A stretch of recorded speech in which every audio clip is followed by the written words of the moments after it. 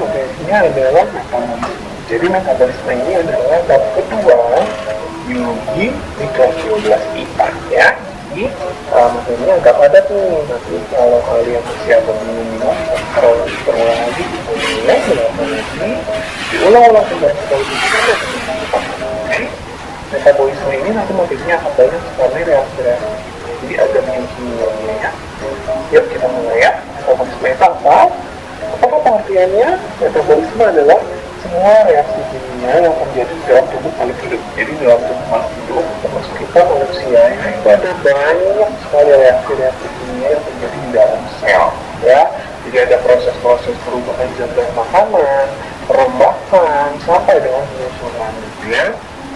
Nah, berkaitan dengan itu, kita bagi metabolisme menjadi dua, yaitu katabolisme dan anabolisme. Bedanya, kalau katabolisme itu adalah reaksi pemecahan dari yang tadinya zat-zat yang kompleks dipecah-pecah menjadi yang lebih sederhana lagi. Contohnya adalah respirasi aerob. Respirasi itu ya sebenarnya pernapasan ya. Yang kita ambil kan kalau kita bernapas itu adalah oksigen. Oksigen itu buat apa sih? Oksigen itu adalah bahan yang kita butuhkan untuk memecah glukosa. Glukosanya dapat dari mana? Dari sistem pencernaan yang sudah mencerna karbohidrat menjadi glukosa. Glukosanya kemudian diserap oleh usus halus ya, dibawa oleh darah ke sel-sel, dibawa oleh darah ke seluruh tubuh ke sel-sel. Nanti di sel akan terjadi perpecahan glukosa tersebut menjadi oksigen. Itu yang kita bahas tentang ya. Kemudian ada respirasi aerob yang pakai oksigen, ada juga proses respirasi anaerob yang tidak pakai oksigen. Nama lainnya adalah fermentasi. Ada banyak sekali jenis fermentasi. Nanti yang akan kita bahas adalah fermentasi alkohol dan fermentasi alkohol. Ya. Kemudian jenis keduanya, selain ada reaksi pemecahan dalam tubuh kita, juga ada reaksi pembentukan. Nah, kalau reaksi pembentukan itu biasanya dilakukan oleh tumbuhan atau bakteri-bakteri ya. Proses sintesis atau asimilasi itu berarti pembentukan zat-zat yang tadinya sederhana dibentuk disintesis menjadi lebih kompleks. Contohnya pada pembentukan itu fotosintesis ya, pembentukan makanan atau glukosa dengan bantuan cahaya matahari. Ada juga yang tidak pakai cahaya matahari, itu namanya kemosintesis. Ini biasanya terjadi dilakukan oleh bakteri atau fungi atau senyawa-senyawa lainnya yang dapat makhluk hidup lain, makhluk hidup lain yang bisa mensintesis makanan sendiri. Ya, jadi ulang lagi kita summarize, kita simpulkan metabolisme terbagi menjadi dua, yaitu katabolisme dan anabolisme. Nah, tetapi sebelum kita masuk ke katabolisme dan anabolisme, kita harus tahu bahwa semua reaksi kimia dalam tubuh makhluk hidup membutuhkan enzim. Ya, pasti sering dengar nih enzim. Apa sih enzim? Nah, di sini kita jelaskan ya, enzim itu apa? Enzim itu adalah senyawa atau zat kimia dalam tubuh makhluk hidup yang dibutuhkan untuk mempercepat jalannya reaksi, sehingga biasa disebut sebagai biokatalisator ya. Katalis artinya mempercepat, bio makhluk hidup. Jadi biokatalisator itu adalah zat-zat atau senyawa dalam tubuh makhluk hidup yang berfungsi untuk mempercepat jalannya reaksi ya. Jadi enzim memiliki beberapa karakteristik atau sifat-sifat tertentu. Yang pertama adalah dia sifatnya atau karakteristiknya adalah untuk mempercepat reaksi ya, reaksi kimia. Reaksi kimia dalam makhluk hidup itu diperkecil oleh enzim, dan dipercepat dengan memperkecil energi aktivasi ya, mempercepat reaksi dengan memperkecil energi aktivasi. Perhatikan kalimatnya, kok dia mempercepat dengan memperkecil ya. Jadi kalian harus tahu dulu energi aktivasi ini apa. Energi aktivasi adalah energi yang dibutuhkan untuk memulai suatu reaksi ya. Kalian ingat-ingat bahwa dalam melakukan apapun pasti energi di awal itu yang paling sulit, yang paling besar. Contoh misalkan kalian lagi dorong mobil, yang paling sulit membuat mobilnya itu jalan adalah ketika pertama kalinya ya. Jadi kalian pertama kali bikin mobil itu jalan ketika dorong mobil, kalau sendiri sama rame-rame akan lebih cepat kalau rame-rame. Kenapa? Karena kalau kita ngedorong mobilnya rame-rame, energinya terbagi, tenaganya bagi-bagi. Artinya apa? Energi aktivasinya turun. Karena energi aktivasi turun, maka reaksinya jadi lebih cepat gitu ya. Jadi kita cara kerja enzim yang pertama ya, dia mempercepat reaksi dengan cara memperkecil energi di awal reaksi. mana energi di awal reaksi itu paling besar, ya, energi aktivasi paling besar, maka diproduksi oleh enzim supaya reaksinya. Oke, karakter yang kedua, enzim tersusun atas protein dan gugus protein itu harus diaktifkan oleh yang namanya gugus prostetik. Gugus prostetik itu bisa koenzim beberapa faktor ini kami buat, ya. Jadi enzim yang sudah aktif, ya, enzim yang aktif atau enzim yang utuh itu namanya adalah holoenzim, ya, sudah utuh. Nah, holoenzim terbagi menjadi apoenzim dan gugus prostetik. Apoenzim adalah gugus terbesarnya, ya, jadi enzim itu gugus terbesarnya bersusun atas protein. Jadi sifat enzim itu mirip dengan protein, ya, dapat rusak karena panas, rusak karena deterjen, pokoknya tipe protein banget, karena gugus terbesarnya adalah protein. Tetapi kalau cuma apoenzim aja, nggak aktif kalau nggak ada gugus prostetik, ya. Jadi contohnya gini. Waktu kelas 11 kalian pernah belajar lambung menghasilkan enzim pepsin. Sebelum jadi pepsin, dia namanya adalah pepsinogen. Pepsinogen itu adalah zimogen. Zimogen itu apa enzim? Jadi zimogen adalah enzim yang belum aktif karena belum ada gugus prostetiknya. Nah, ketika si apoenzim berikatan dengan gugus prostetik, pepsinogen berikatan dengan gugus prostetiknya, baru dia menjadi pepsin yang aktif. Gitu, ya. Jadi gugus protein ini walaupun dia si zat terbesar dalam enzim, maka dia tidak mengaktif kalau tidak ada gugus prostetik. Gugus prostetik itu ada dua, yaitu koenzim dan kofaktor. Koenzim ini biasanya adalah zat organik, contohnya adalah vitamin. Kalau kofaktor adalah zat-zat anorganik, contohnya adalah mineral. Logam-logam mineral seperti yang kita konsumsi kayak Ca, Fe, Fe, gitu ya. Oke, bisa dipahami, ya. Ini karakter yang kedua, bersusun atas protein dan gugus prostetik. Kalau sudah berikatan mereka berdua ini bisa salah satu, ya, bisa koenzim saja, boleh kofaktor saja, bisa dua-duanya. Oke, kalau sudah berikatan apoenzim dan gugus prostetik, barulah enzimnya aktif. Kalau sudah aktif disebut sebagai holoenzim. Sip. Yang ketiga, sifat enzim yang ketiga, dia reaksinya bolak-balik atau reversibel. Contoh misalkan ada enzim yang kita sudah belajar dari SD namanya amilase. Amilase itu merubah amilum menjadi glukosa. Nah, ternyata amilase juga bisa merubah glukosa menjadi amilum. Misalnya, ya. Jadi reaksi enzim itu bersifat bolak-balik. Kemudian yang keempat, bekerja spesifik terhadap substrat. Nah, ini dia nih. Ini sifat khasnya si enzim. Enzim ini bekerja spesifik terhadap substratnya saja. Karena apa? Karena dia memiliki sisi pengikatan yang spesifik. Contoh, tadi kan kakak sudah sebutkan ada enzim yang dari SD kita pelajari namanya amilase. Amilase itu fungsinya adalah untuk merubah amilum menjadi apa?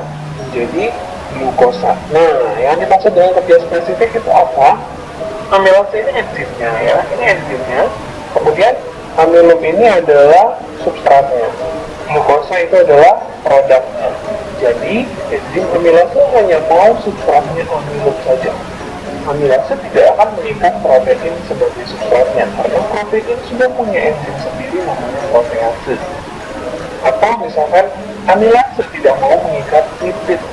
Kenapa? Karena lipid sudah punya enzimnya sendiri, yaitu lipase. Ya, maka bisa begitu karena ternyata setiap enzim memiliki sisi pengikatan yang spesifik atau sisi katalitik yang spesifik nih, seperti yang digambarnya. Ada sisi yang seperti ini namanya sisi katalitik, sehingga dia hanya bisa mengikat substrat dengan sisi katalitik yang sesuai dengan sisi katalitiknya dia. Yang seperti itu namanya adalah teori kunci dan gembok. Jadi kaku, betul-betul kaku, nggak bisa berubah-berubah lagi sisi katalitiknya. Jadi harus bersesuaian persis sama dengan si substrat itu. Tapi tidak semua enzim itu teori kunci gembok atau key namanya, ya. Teori kunci gembok itu teori lock, ya. Nah, ada juga teori yang namanya teori induced speed. Ya, teori induced speed itu nama lainnya bahasa Indonesianya adalah teori kecocokan induksi. Jadi katanya si enzim juga bisa lentur nih. Kayak gini misalkan, ya, ini ilustrasi aja, ya. Jadi misalkan enzimnya punya sisi katalitik yang seperti ini. Ya, kalau dia mulutnya sempit seperti ini kan berarti kan dia harus lentur, ya. Supaya substratnya bisa masuk kan dia harus melenturkan sisi katalitiknya agar dia bisa berikatan dengan sempurna, ya. Jadi Enzim memang bekerja spesifik terhadap substratnya. Kenapa? Karena memiliki sisi pengikatan yang spesifik. Nah, tetapi sisi pengikatannya itu tidak selalu kaku sesuai teori kunci gemuk. Ada juga teori pengikatan yang lebih lentur ya. Contoh namanya adalah yang Nah, inilah karakteristik enzim yang harus kalian tahu. Selain itu, ada juga beberapa faktor yang mempengaruhi kerja enzim. Ya, yang pertama suhu. Tadi kan kakak sudah singgung bahwa enzim itu booster besarnya adalah protein. Nah, sifat protein yang paling utama itu dia akan rusak karena panas. Ya, jadi kalau suhunya terlalu panas, enzim atau protein itu akan mengalami denaturasi. Denaturasi itu berarti kan kerusakan struktur sehingga dia tidak aktif lagi. Nah, kalau terlalu dingin buat dia, itu dia akan non-aktif. Jadi kayak di mesin gitu ya. Tapi begitu dia di suhu ruang lagi atau di suhu optimumnya dia akan aktif lagi. Kalau misalkan kita gambarkan dalam bentuk grafik seperti ini ya, ini yang di grafik ini si enzimnya kerjanya optimum di suhu sekian. Ya. Nah, ini berarti saya seperti suhu tubuh kita sekitar 36 gitu ya, 36 sampai 37. Jadi enzim-enzim dalam tubuh kita optimumnya di suhu tubuh kita. Ketika suhunya rendah dia aktif, ketika suhu sudah terlalu tinggi dia akan turun ke belakang gitu ya. Belum suhu dia pengaruh suatu terhadap enzim-enzim seperti ini ya, dia akan paling tinggi di suhu optimumnya, kemudian di suhu rendah dia aktif, di suhu tinggi dia mulai terdenaturasi sehingga akhirnya lama-lama sudah hilang ya. Begitu pula dengan pH. Kalau pH itu setiap enzim memiliki pH optimumnya masing-masing sesuai sifat enzimnya. Contoh nih pepsin yang digambar ini ya, pepsin itu dihasilkan oleh lambung. Lambung itu menghasilkan asam lambung sehingga pepsin optimum di suasana asam. Ya, kemudian ada amilase yang dihasilkan di rongga mulut. Rongga mulut itu netral sehingga biasanya amilase itu optimum di suhu di pH netral. Kemudian ada juga lipase. Lipase itu dihasilkan oleh pankreas dan bekerja di duodenum ya. Di duodenum itu ada yang namanya NaCO3 sehingga suhu pH pada usus halus itu biasanya basah, sehingga biasanya lipase itu bekerja optimum pada pH basah ya. Nah, jadi kira-kira seperti itu. Setiap enzim memiliki pH optimumnya masing-masing. Kemudian ada juga yang ketiga, faktor yang mempengaruhi enzim itu adalah enzim, konsentrasi enzim dan konsentrasi substrat. Jadi konsentrasi enzim dan substrat ini semakin banyak enzim dan substratnya, maka semakin cepat reaksinya berjalan. Tetapi ada yang namanya titik jenuh. Ya, ketika konsentrasi enzim dan substratnya sudah sampai di titik jenuh, maka justru reaksinya akan melambat. Ya, jadi jenuh gitu ya. Jadi ada batas maksimum di mana enzim sama substrat itu segitu aja. Nggak boleh lebih dari situ. Nggak boleh melebihi titik jenuh. Kalau udah melewati titik jenuh, maka reaksinya akan melambat perlahan sampai akhirnya. Ya. Nah, yang terakhir itu faktor yang mempengaruhi kerja enzim adalah inhibitor. Inhibitor itu adalah sesuatu atau zat-zat tertentu yang dapat menghambat kerja enzim. Ya, dibagi menjadi dua. Yang pertama ada inhibitor kompetitif. Inhibitor kompetitif itu berarti bersaing dengan substratnya. Contoh nih, kita bisa lihat di gambar. Ini yang hitam ini adalah enzim ya, harusnya dia berikatan dengan substrat yang kuning substrat nih. Sisi aktifnya ada masukkan ya nih. Ini enzim, ini substrat. Maka terbentuklah ikatan enzim substrat sehingga akhirnya mereka menghasilkan produk. Ini produknya yang oranye sama yang merah. Enzimnya tidak berubah ya. Jadi dia si enzim ini mempercepat jalannya reaksi tanpa ikut bereaksi. Jadi dari awal sampai akhir reaksi enzim itu tetap sama. Jadi ini tadi enzim berikatan dengan substrat menghasilkan enzim dan produk. Gitu ya. Itu kalau normalnya. Nah, kemudian ada nih yang hijau ini adalah inhibitor, dia menipu. Lihat, sisi aktifnya mirip dengan sisi aktif si substrat, ya kan? Sehingga nanti si enzim akan mengikat si ini nih, si inhibitor ya. Jadi karena sisi aktif inhibitor dengan substratnya dia akan berikatan, tetapi karena dia ternyata bukan substrat, dia tidak akan menghasilkan produk.